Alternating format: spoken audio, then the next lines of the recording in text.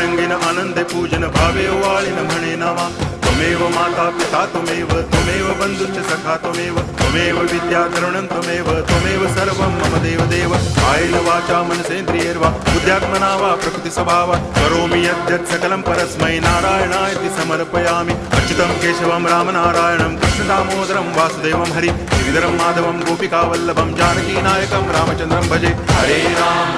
Ram